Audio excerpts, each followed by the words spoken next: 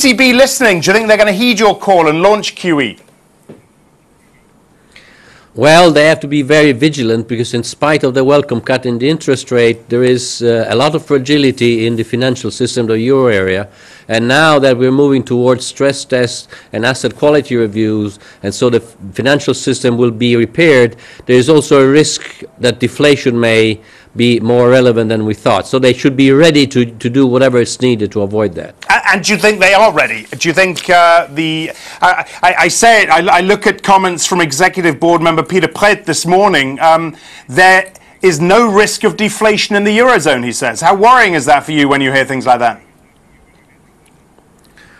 Well, there is no risk, but the possibility cannot be ruled out. And so at least this is our view. And as far as the ECB being ready, I take it as a yes, because in the past they have been prepared to introduce important changes in the way they deal with monetary policy. So I hope they continue being creative and effective.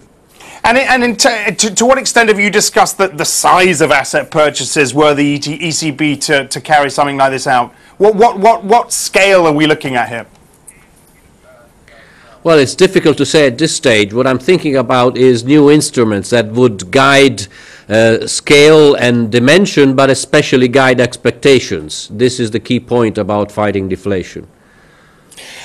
You've lowered the global growth forecast mainly because of the emerging market weakness. Of course, a lot of that is down to capital outflows, down to the Fed. When's the taper going to happen, and how late do you think it is? Well, it's more difficult to answer that question today than it was a few months back, because the U.S. economy is growing, but maybe we may be seeing signs of weakness and uncertainty going forward. So it's going to be a tough call for the new chairman of the Fed, Janet Yellen. But do you think up until now they have been, given what we know about the U.S. economy, they've been making the right call? Well, I think they are right in being prudent and keep the tone expansionary, because the risks of falling back are large. And so, of course, as you go forward, the risks of delaying too much the exit and therefore doing it in a way that may generate shock waves is also high. So it's uncharted territory. But according to our central forecast, they should begin tapering next year and possibly looking at higher rates in 2015.